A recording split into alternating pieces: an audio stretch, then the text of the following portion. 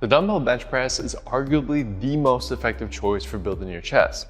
That said, if you don't do it correctly, rather than working your chest, you'll end up working more of your other muscles like the front of your shoulders and your triceps. There's 5 mistakes that cause this to happen. They're easy to fix, but will make a massive difference in your chest growth. Let's start with mistake number 1. The first mistake has to do with your arm path. Typically, people use a very wide arm path and press the dumbbells straight up and down. This is so common because pressing with this form actually makes the movement feel easier and will enable you to use heavier weights. But not only has this form been shown to have a greater risk for shoulder injury, but it also just doesn't stimulate the chest very well.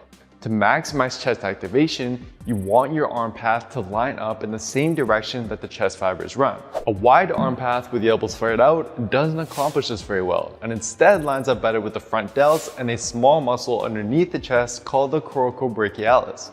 This is why many of you likely feel this movement more in the front of your shoulders rather than your chest. So to align the arm path with the majority of the chest fibers, you'll instead want to tuck your elbows to about a 45 to 60 degree angle away from your body and allow your grip to turn in slightly with your elbows. Just keep in mind that when you apply this form, the dumbbells will no longer move straight up and down, but rather forwards on the way down towards your mid-chest and then backwards on the way up towards your shoulders.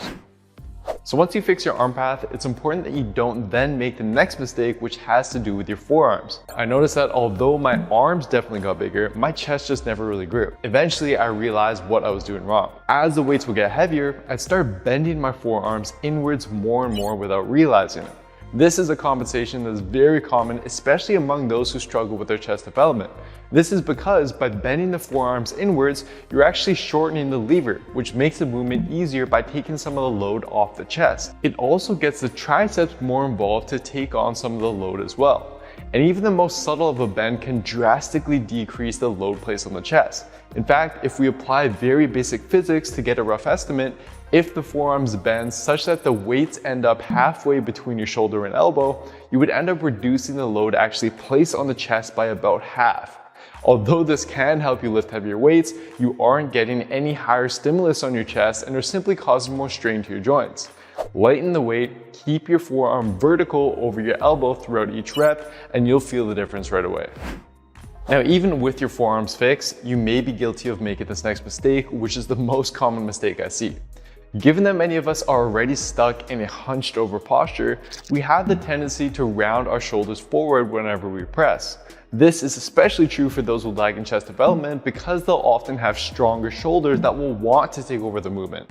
This can lead to the front of the shoulders experiencing most of the growth rather than the chest. To avoid this, I'd first suggest that you open up your chest before you even do the dumbbell press so that you're better able to activate it. You can do this by extending your back over a foam roller and then performing over and backs and band pull-aparts with a band. Then, when you actually go into the movement, on the way down, I want you to think about it as if you were using your back muscles to pull the weight down towards your chest by pinching your shoulder blades together. And then on the way up, just avoid letting your shoulders round forward and take over the movement, and instead keep your chest up and think about squeezing your biceps into the sides of your chest.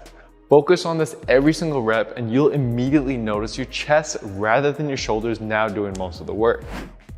But it's important to avoid this next mistake at the top position as well. The main function of the chest is horizontal adduction, which is simply the act of bringing the arms together. This is what makes the dumbbell press such an effective chest builder, since the arms are pulled together under load.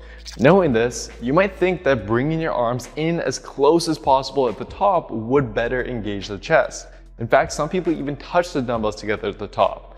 However, since we're using dumbbells, the line of force is straight down because of gravity. This means that once your arms are straight over your shoulders, there's actually no more tension placed on the chest because there's no longer any force pulling your arms apart. Going further than this doesn't stimulate the chest any further and is wasting energy that could otherwise be used towards your next reps. So instead, to keep constant tension on the chest, stop each rep once your arms end up straight over your shoulders. So the last mistake doesn't actually relate to form and instead has to do with the angle of the bench. The flat dumbbell press is great, but most of the growth you get from this exercise will be in the middle portion of your chest, which can lead to the upper and lower portions of the chest becoming underdeveloped. In fact, in a recent 2020 paper, subjects that performed the incline bench press experienced over double the growth in the upper portion of the chest when compared to subjects that only performed the flat bench press. So in addition to doing just the flat dumbbell bench press, I'd also recommend doing an incline dumbbell press once a week as well. However, when you do this exercise, research has shown that just a very slight incline of about 15 to 30 degrees is optimal to target the upper chest. This is usually just 1 to 2 notches up from the bottom position of a bench. For most individuals, anything higher than that often causes the front delts to take over instead.